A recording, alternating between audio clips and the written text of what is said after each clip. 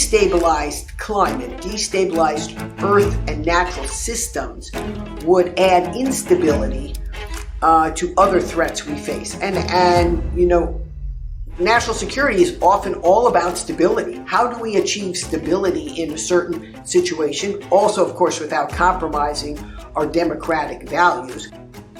It's the Lawfare podcast. I'm Tyler McBrien, managing editor of Lawfare, with Sherri Goodman, the Secretary General of the International Military Council on Climate and Security, and the first Deputy Undersecretary of Defense for Environmental Security. Yes, you have to have military readiness. Absolutely is fundamental. But how you achieve that readiness, you have to think about what are all the components that go into it. And it's often the case that environmental stewardship and climate security can be a piece of enabling that readiness. Today we're talking about Sherri's new book, Threat Multiplier: Climate, Military Leadership, and the Fight for Global Security. So, Sherri, many of our listeners will be familiar with you and your work as a pioneer in the field of climate security, but many may be surprised to learn that you didn't start your career in environmental issues, nor did you even start it at the Pentagon. So you start the book at the Senate. So I want to start there. Could you just sketch out a bit of, your early career with the Senate and how it transitioned into the issue that we're going to talk about today of climate? Well, thank you, Tyler, and it's a pleasure to be with you and the listener audience today. I started in the Senate Armed Services Committee in 1987 as a professional staff member working for the chairman of the Senate Armed Services Committee, Senator Sam Nunn. I was also one of the first female professional staff members on that committee. I was assigned the Department of Energy's nuclear weapons complex as my portfolio. I had worked on nuclear weapons and arms control prior to that, both in my graduate studies and earlier at a defense consulting firm. And it was the height of the Cold War, and I was overseeing nuclear weapons research, development, test, and production, like the storied national labs, Sandia, Los Alamos, and Livermore, as well as the weapons reactors and nuclear processing plants, where throughout the Cold War we produced plutonium, tritium, and uranium for the fissile materials for use in nuclear weapons. Yeah, and as you say in your book, your career went from weapons to waste. So I think there's an obvious connection there to environmental protection in terms of cleaning up some of the waste, caused by the military and in the name of national security. So can you just lay out the popular discourse at the time in the late 80s and early 90s with regard to environmental protection and climate change? Is climate change even an anachronistic term to use there in terms of the late 80s, early 90s? Can you take us back to those years? What was the national conversation like then? Well, first, just to scene set, with listeners, when I went to law school and public policy school in the mid-1980s, there weren't even any courses on environmental law or environment and public policy. Maybe there were natural resource courses, but there weren't courses for national security nerds about environment or climate change. That connection had not yet been established. And so I studied what was then sort of considered to be the exciting parts of national security studies, which was nuclear weapons, arms control, how to manage the relationship with the Soviet Union, transatlantic relations, NATO. Those were all sort of the exciting, subjects where you thought you could sort of walk the world back from the brink of nuclear annihilation. So, in my earliest years, right after college, working for SAIC, which was then called Science Applications International, we used to manage projects about how many targets you would need to hold at risk with various nuclear weapons from massive old spreadsheets that were printouts. Think back to the early runs with the little perforated pages on the side. You get these printouts of longitude, latitude coordinates, and you'd be looking at, could you hold this target at risk in the Warsaw Pact? Okay, that's now outdated. science, but that was nuclear weapons planning in the earlier days of the Cold War. And then I had written my college senior thesis on the neutron bomb, a case study in alliance politics, where I examined the failed decision in the Carter administration to try to deploy a low-yield tactical nuclear weapon in Europe, and why the Germans in particular, but also the Brits and most of the NATO members, did not want to have a weapon that killed people but left buildings standing, as they said. So that was nuclear deterrence theory. They wanted to hold the capitals of Moscow and Washington at risk, and not Bonn at the time, which was the German capital, and Paris. So from there, it seemed logical to continue working on nuclear weapons. And when I got the portfolio to oversee the nuclear weapons complex, these plants at first were chugging along, but within about a year, they all began to fail for environment, safety, and health lapses. Because at the same time, and this is sort of the thesis of my book, which is the convergence of environment and climate security with traditional national security over the last several decades, because environmental awareness and environmental laws brought new critiques to the operation of these plants, as well as the end of the Cold War meant we didn't need as much to produce as much. A Secretary of Energy had said we're awash in plutonium. And within a year, all the reactors and processing plants shut down for these environment, safety, and health lapses. And so then we were converting those vast facilities from a production operation to an actual cleanup and environment, safety, and health management operation, which continues in many places today, like Hanford is a vast cleanup site. Rocky Flats outside of Denver, a plant I visited just before the FBI conducted criminal investigation and shut it down, where they told me, "Ma'am, are you of childbearing age?" And when I answered yes, because I was in my 20s at the time, they said, "Well, maybe you shouldn't go in that glove box building over there," where they were using the glove box operation to manipulate and manage plutonium pits that would go into nuclear warheads. So those types of operations ended awareness of the need to both particularly protect the safety of workers at facilities, but also to manage the waste associated with the nuclear weapons complex. Really led to a whole new era. And it was at the same time that the enforcement of environmental laws passed mostly in the 70s and the early 80s, like the Clean Air Act, Clean Water Act, Superfund, and other hazardous waste laws really came into force around federal facilities. And so that created a whole new set of what we might call, in the national security work, requirements to address those environmental considerations and become better stewards of the environment. Yeah, I really enjoyed the early chapters. It's such an interesting time for the world, but especially for U.S. foreign policy. It was also really interesting reading it was just a small bit of you witnessing probably one of the last underground nuclear tests the country, had, and this falling out of love with nuclear energy.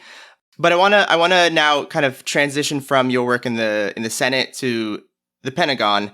So in 93, I believe, you were appointed Deputy Undersecretary of Defense for Environmental Security. You have some great passages in there about what it was like going into the military kind of environment after the Senate, especially as a woman in a very male-dominated field. I think it's safe to say, especially at the time. So just talk a bit about that transition from the Senate into the Pentagon at that point in your career. Well, thank you. Yes, in 1993, I was appointed the first Deputy Undersecretary of Defense for Environmental Security, which was like the chief environmental officer at the Pentagon.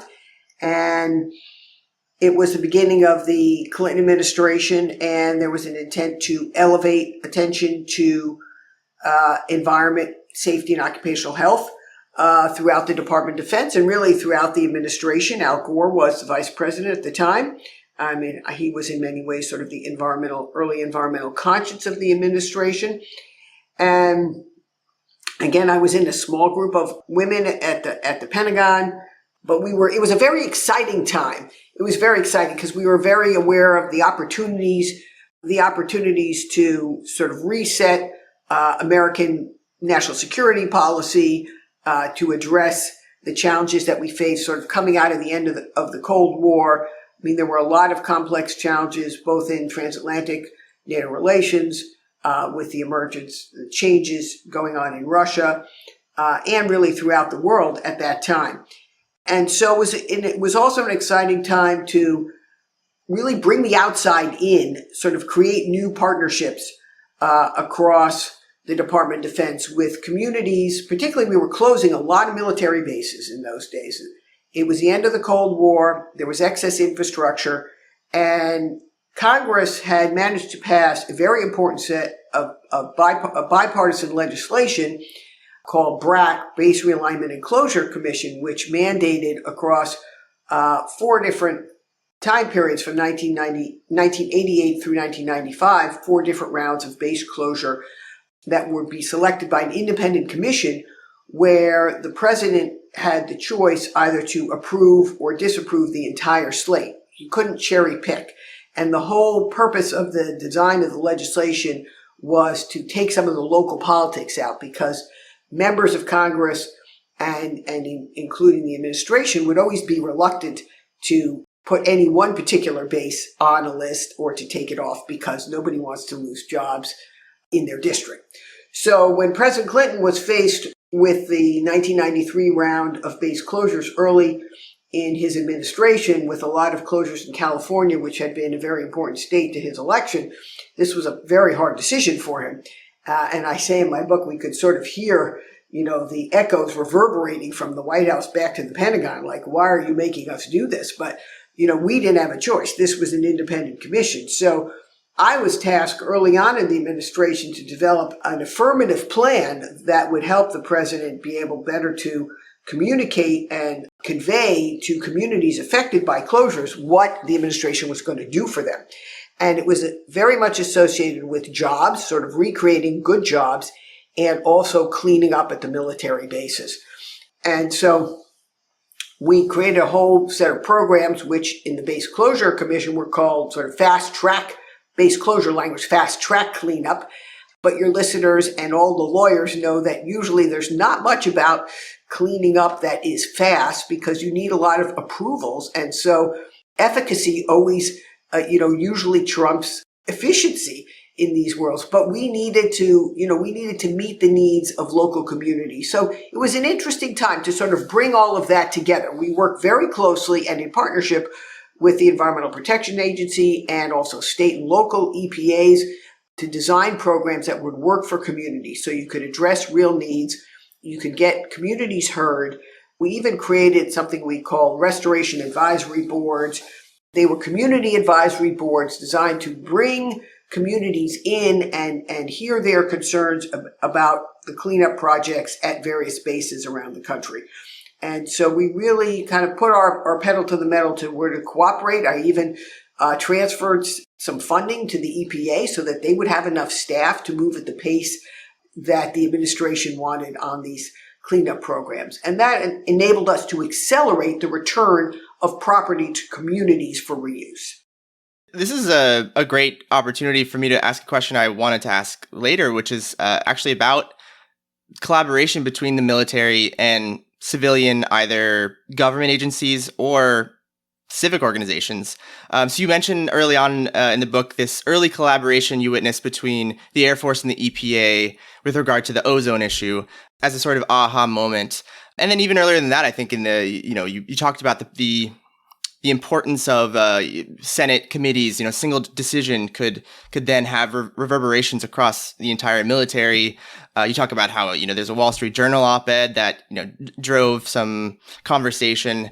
So could you just give your view on the importance of not just the military, but these collaborative relationships that you've seen throughout your career? Yes, of course. I mean, on the community partnerships, I made a very deliberate attempt when I came into office to bring into our conversation the environmental critics of the Department of Defense and to reach out to them. And I brought in some environmental NGOs, and many of them said, well, we've never been in the Pentagon before. Nobody's ever invited us in.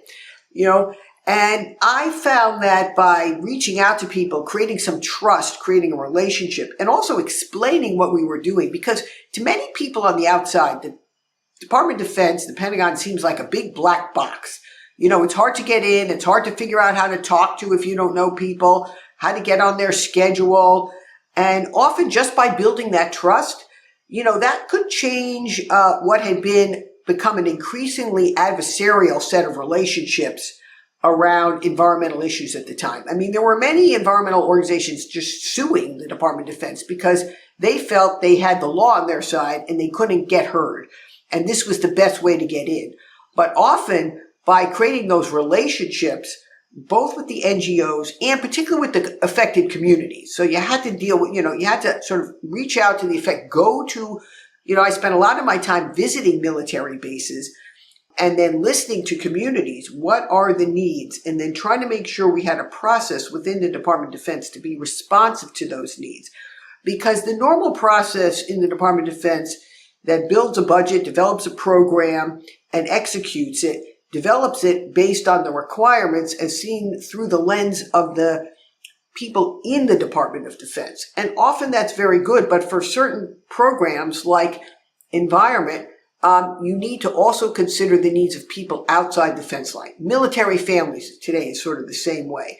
They're not necessarily employees of the Department of Defense, but they're very much part of the larger defense community, and their needs need to be considered, so they need to have their voices heard. So today there's great organizations like Blue Star Families that enable military family voices to be heard and also aligned. So we did some of the same things, creating those kind of groups that could be aligned and voices to be heard within the Department of Defense, particularly around closing bases, around natural resources, around cleanup, any of the issues where a voice is outside the Department of Defense. And then also creating the relationships with Congress. Sometimes, as your listeners know, the relationship between the executive and the legislative branch can be testy, and sometimes it can be smooth. And, I grew up in an era of bipartisanship on the Senate Armed Services Committee. My boss, Senator Sam Nunn, worked very closely with his Republican counterpart, who at the time was Senator John Warner, and then later John McCain. And they all worked hand in glove on almost all issues. And where they didn't agree, they identified those areas of disagreement. But the staffs worked very closely together.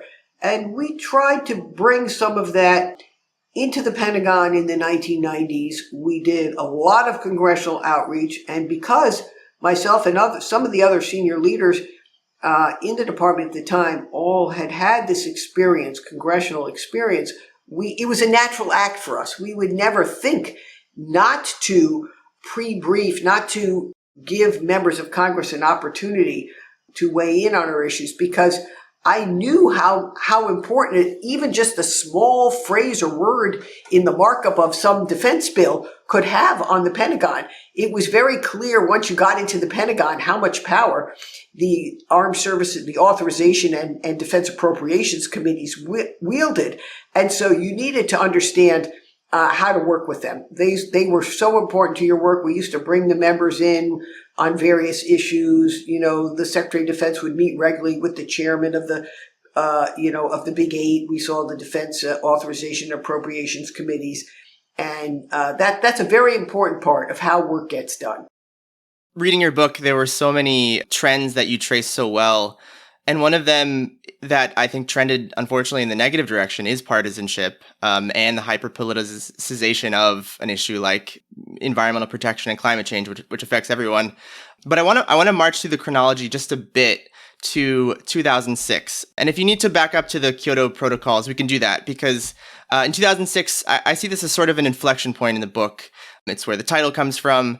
But you said that you were realizing, I guess, in the late 90s and the early aughts that you needed to address what was an elephant in the room in Kyoto, which was, what are the national security implications of climate change? So walk me through that thinking and then the planning and execution of the report that gave birth to now the famous phrase in the title of your book, Threat Multiplier.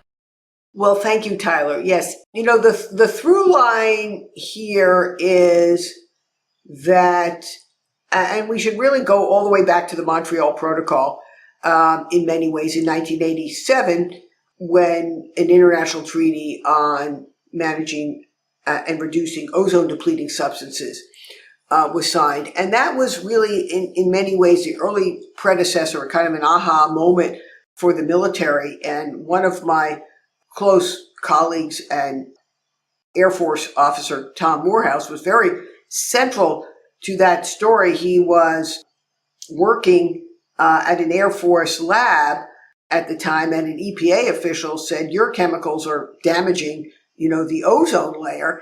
And these are chemicals used in firefighting. So a very important fundamental mission for the military. And that set in motion a whole way of rethinking about what chemicals you needed to manage firefighting, and could you do it with chemicals less damaging to the ozone layer.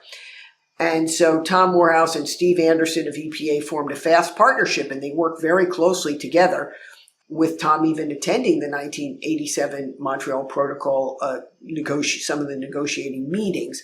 And that set the groundwork, I think, for the military to begin to understand better how its activities might have damaging global environmental impact. Now we're moving away from sort of the local hazardous waste cleanup, but more to things that have a global, atmospheric impact.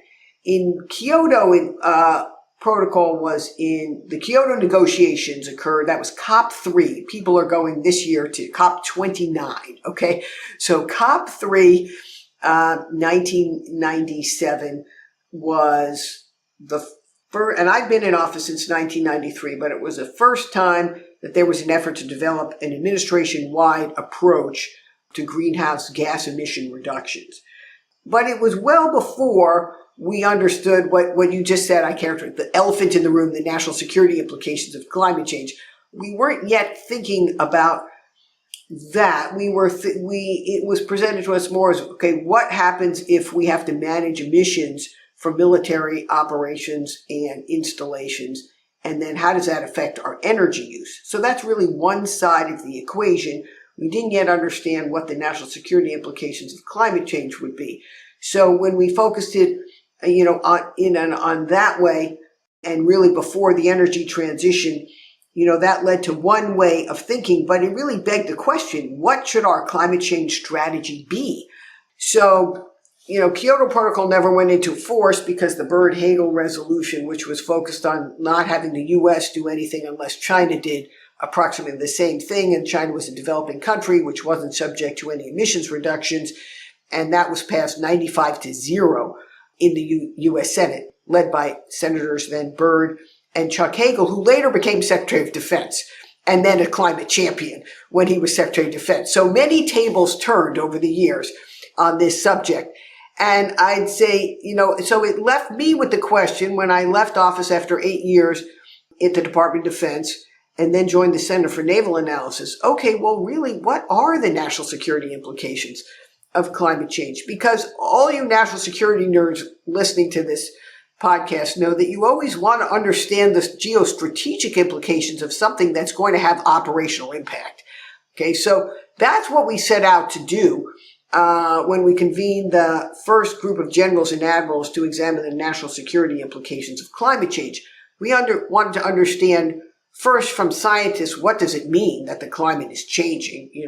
And we, at that time, we called it predicted climate change because we weren't yet experiencing, for example, every summer being hotter than the summer before and, the Greenland ice sheet melting at such a rapid rate.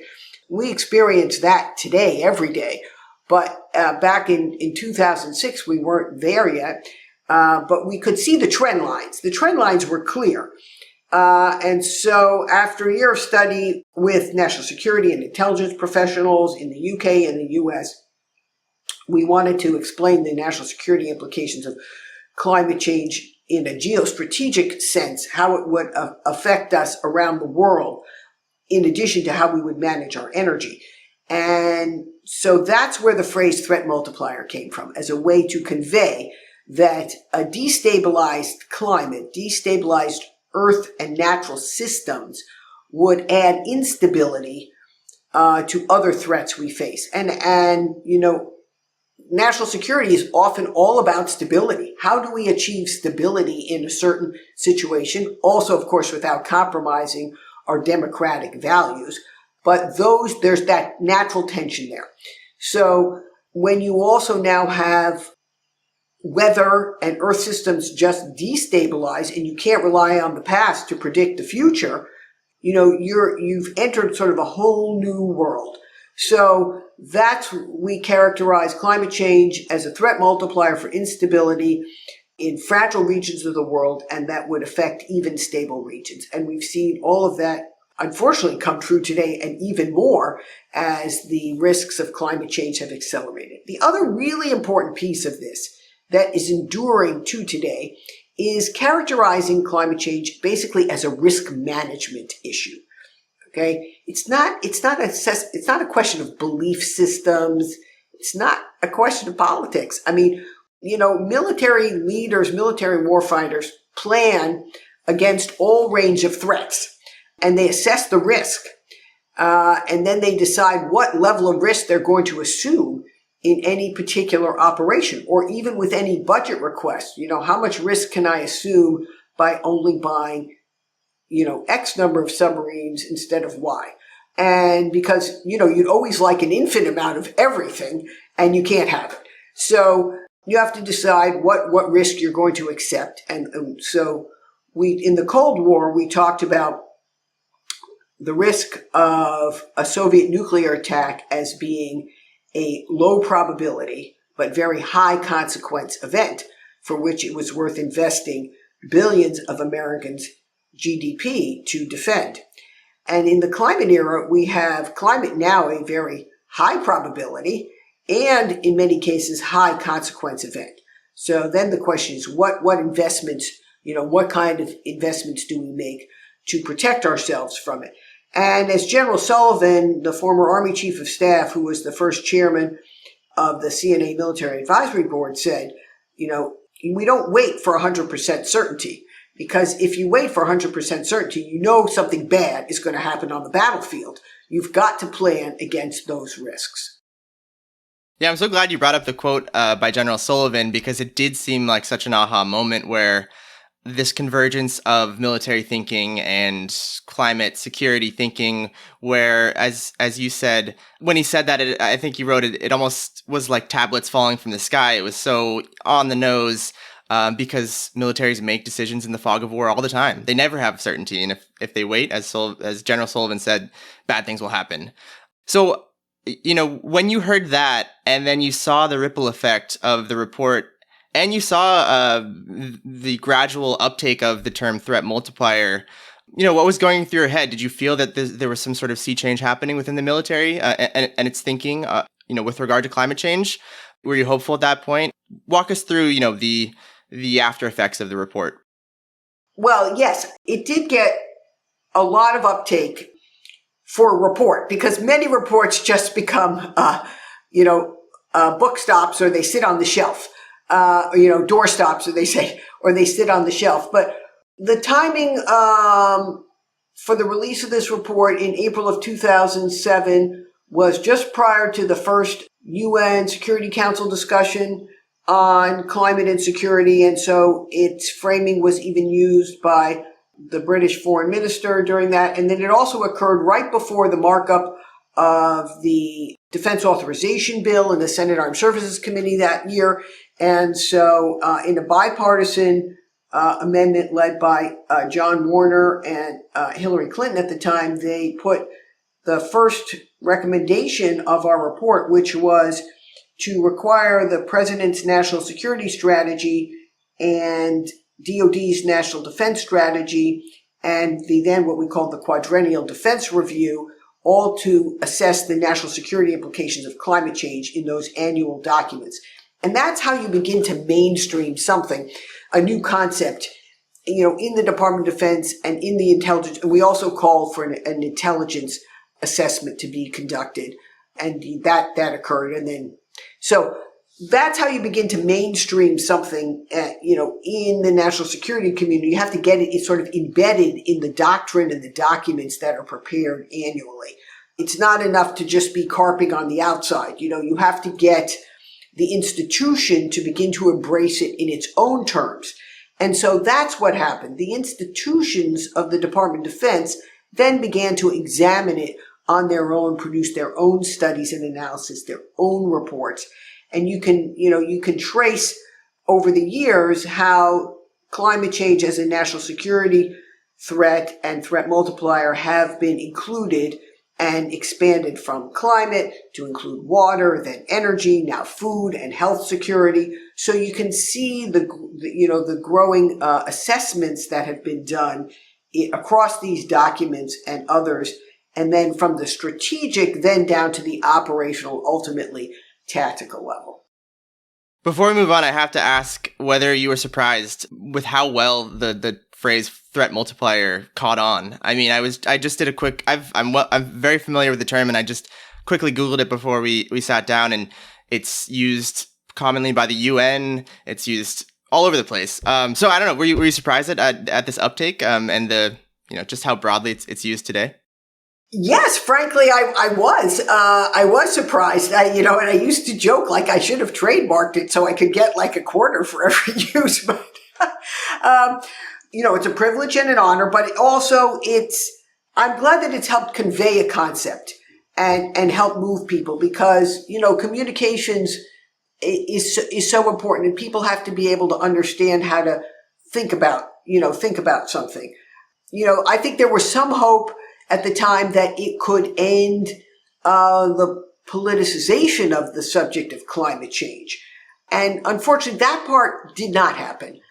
But maybe that was too much of an ambition for this. But it really has helped, I think, not only the national security community, but many others, both in foreign policy and elsewhere, really rethink this, and in a way that also creates community and partnership even now around the world where we think about, the need to address the sort of so many important things with our allies and partners globally. This is a piece of it. Yeah, absolutely. I want to talk about one of the, I think, main arguments in the book, which you make, I think, quite convincingly that the U.S. military made this transition, I think in no small part thanks to a lot of work that you did, from environmental laggard to sort of climate leader.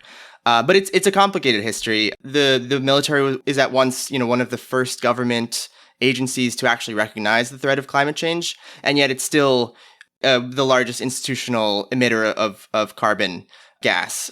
How do you think about this apparent, contradiction maybe? What is the case for the military as a climate leader today? Right.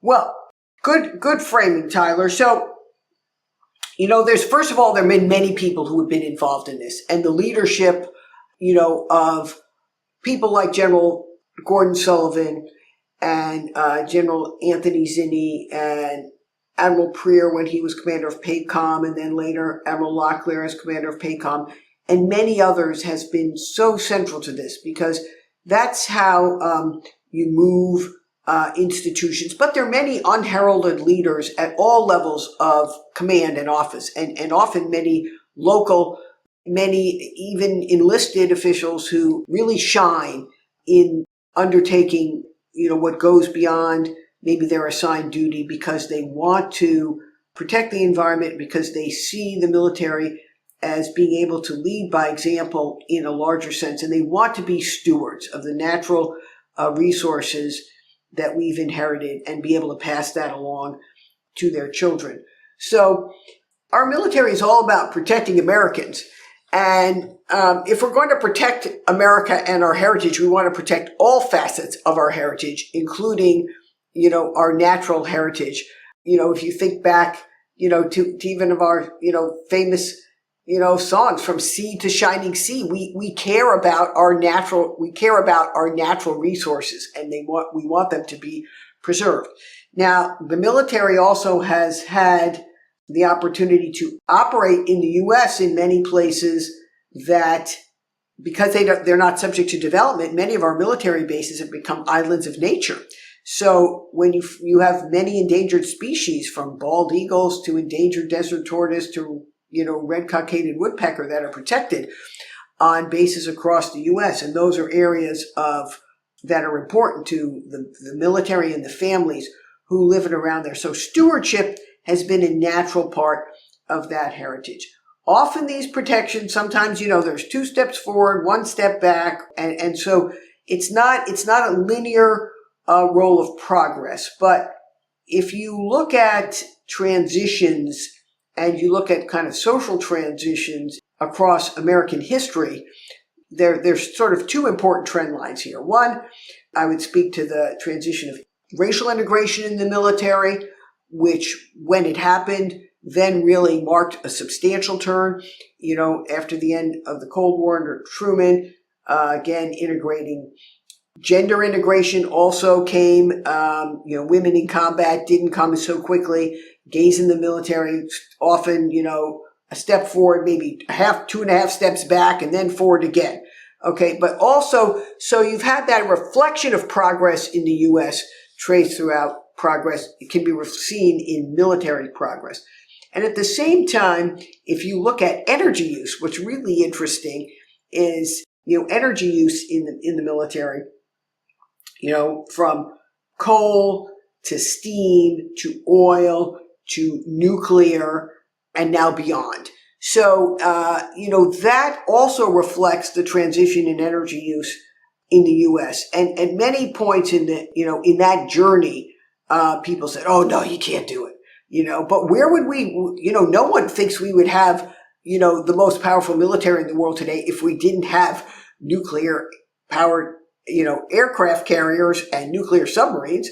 And so, of course, the energy, we have to always be at the forefront of technology and technological design and uptake of technology. And the interesting thing that has occurred in my lifetime on technology, which is an important, very piece of this story, technology innovation, is that after the Cold War, we really thought about defense research and development spending, defense R&D spending, as being beneficial not only to our military, but also spinning out. Think of GPS and the internet, and the technologies that were invented in defense and then became, widely adopted in commercial society. But now that's flipped. And now often technology is invented in the commercial sector and spins in to defense, because the share of defense R&D in comparison to commercial R&D, like think of the big tech companies today, has really, that balance has shifted. And so when we think about that as applied to the energy transition, what's really important is to be working in lockstep with the advances occurring in commercial, in the private sector, in energy technology, so that those can be also taken advantage of as we look to make our forces lighter and more agile and unleashed from, the tether of fuel that we experienced in Iraq and Afghanistan.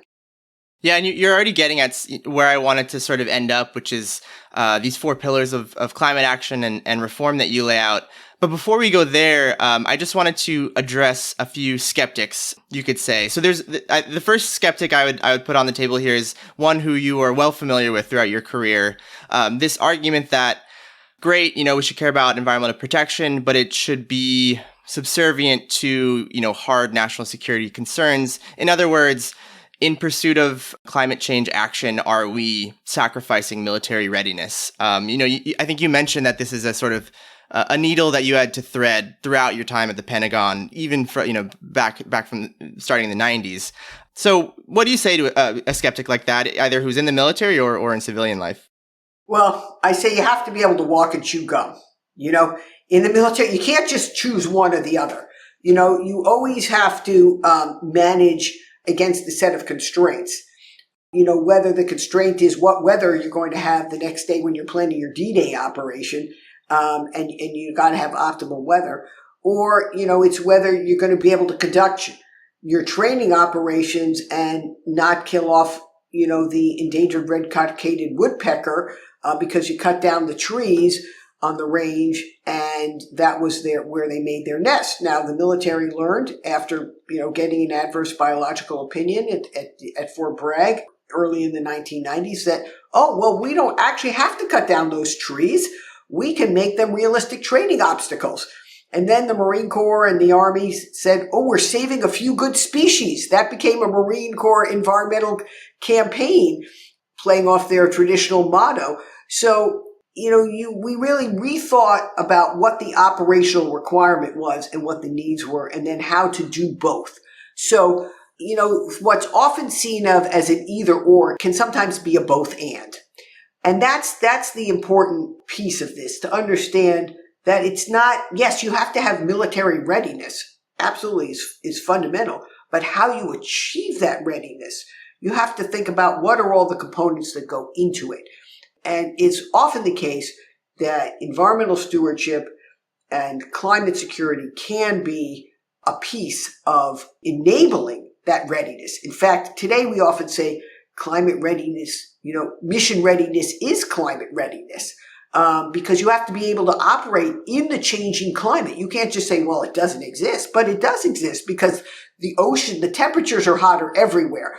And the Arctic is melting. We have to be able to operate up there. So you can't ignore it. You have to do both. Yeah, there was another line I really liked in the book. I can't remember who said it, but they said it's about missions, not emissions. That is to say, these things are, inextricably linked. So the other counter argument I wanted to just address as well is, maybe on the sort of climate activist side of the spectrum, that maybe we shouldn't be securitizing, quote unquote, climate issues, or maybe the military is not the right institution to address these problems. So I want to just give you the chance to address that. And I also wonder if you could bring in, your sort of a theory of change that comes out in the book, which is the ability to create change through, well-informed critiques from within the establishment, this sort of institutional reform rather than, from outside of it. So I know I put a lot out there, but I'm curious your thoughts on that. Yes.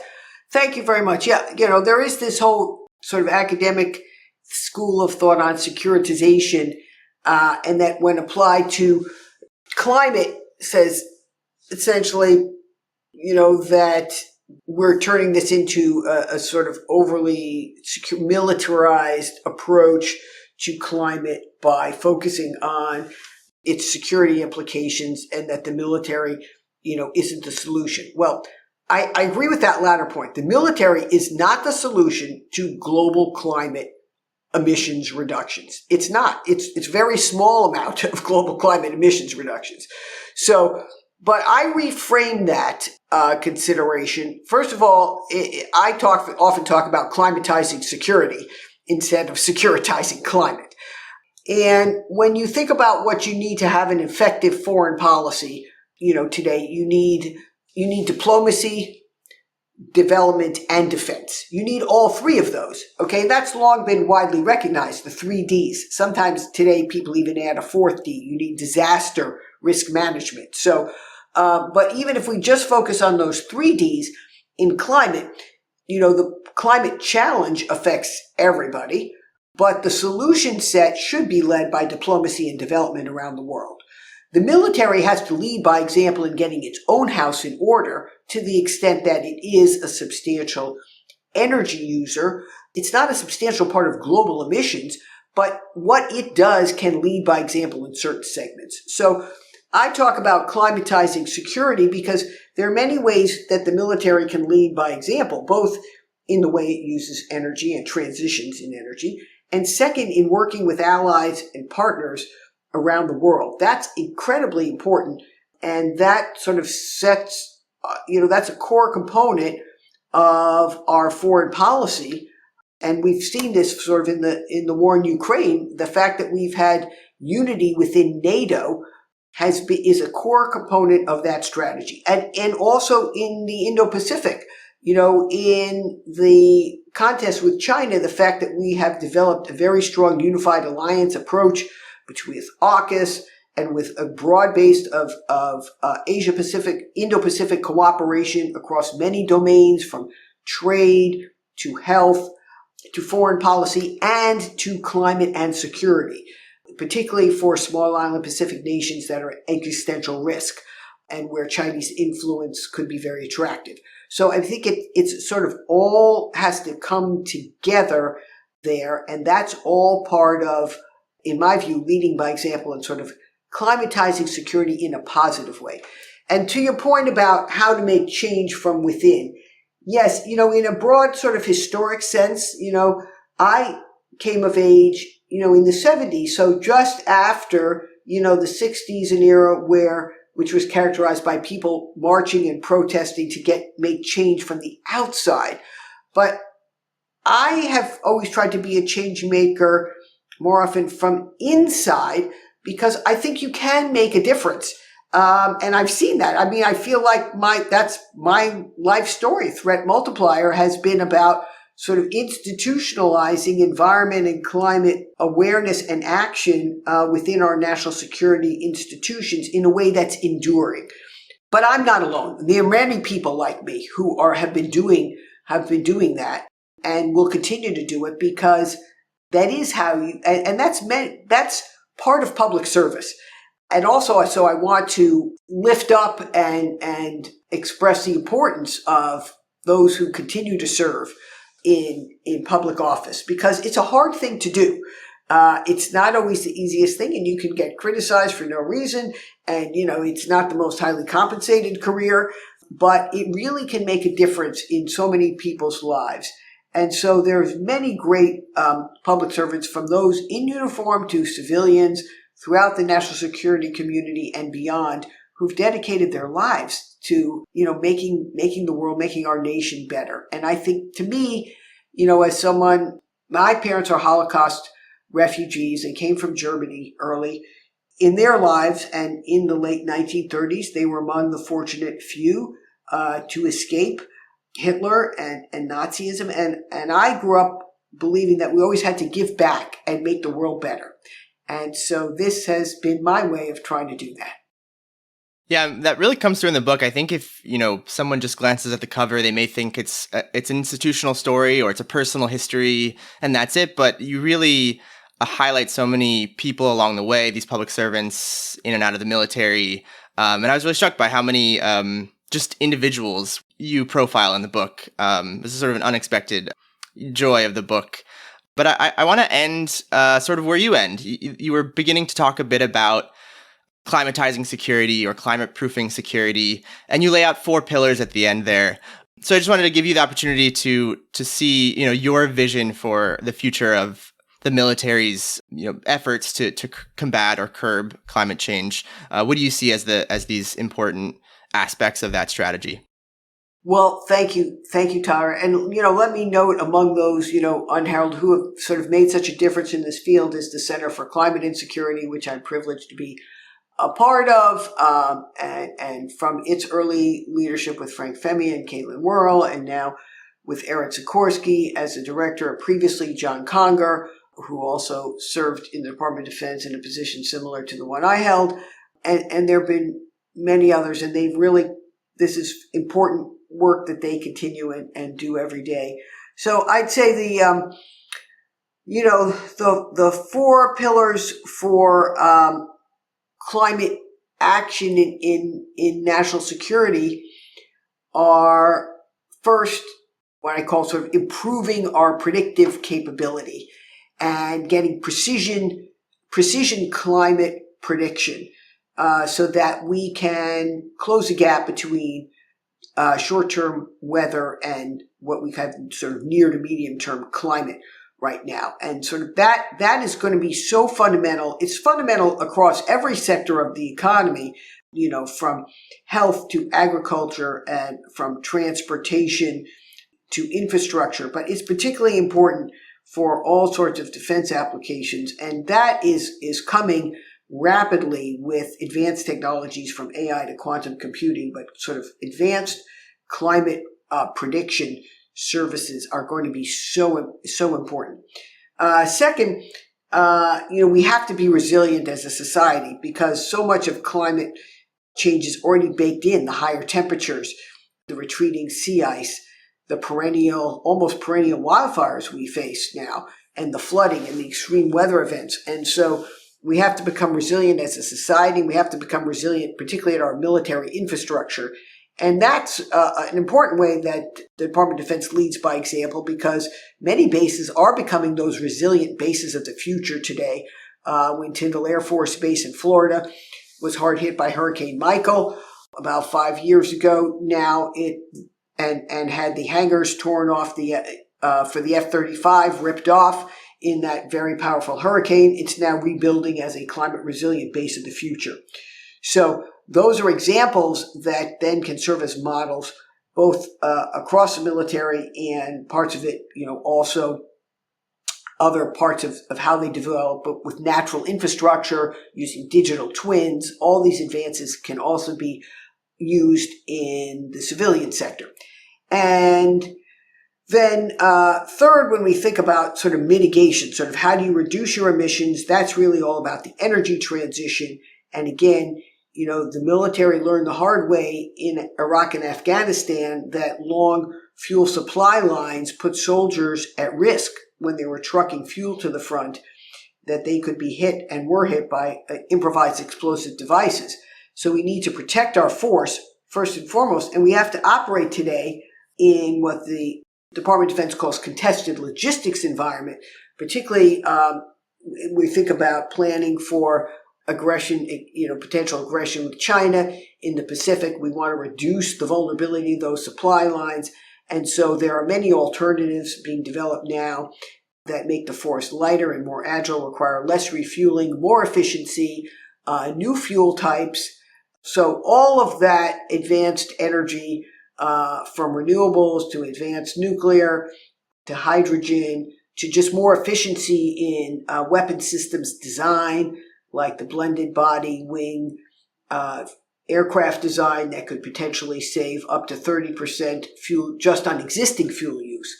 And then, of course, there's efficiency in how you use today's fuel. So all of that has to come together to reduce emissions and then and then track and report and be rigorous about it, something the military is quite good at doing. And then lastly, I would say reimagining global cooperation, sort of working with our allies and partners to ensure that, on the one side, you have the call for doing climate sensitive development strategies now, but we also are doing climate aware cooperation with our allies and partners. We're using, let's say, war games around all our combatant commands to understand how a changing climate could affect any particular scenario, conflict, or contest in a region, from the growing competition as the Arctic changes, the greater use of that region to changes in the Indo-Pacific, Latin America, even across Africa, but also use it as in a positive way to develop those improved both technologies and practices to share with our allies and partners and learn from them so that we are all stronger together. I think that framework or plan sounds like a perfect place to end this conversation. It's an excellent book. It's called Threat Multiplier, Climate, Military Leadership, and the Fight for Global Security. Sherri, thank you so much for taking the time to speak with me today. Thank you, Tyler. It's been a pleasure. The Lawfare podcast is produced in cooperation with the Brookings Institution. You can get ad-free versions of this and other Lawfare podcasts by becoming a Lawfare material supporter through our website, lawfaremedia.org/support. You also get access to special events and other content available only to our supporters. Please rate and review us wherever you get your podcasts. Look out for our other shows, including Rational Security, Chatter, Allies, and The Aftermath, our latest Lawfare Presents podcast series on the government's response to January 6th. Check out our written work at lawfaremedia.org. The podcast is edited by Jen Patia. Our theme song is from Alibi Music. As always, thanks for listening.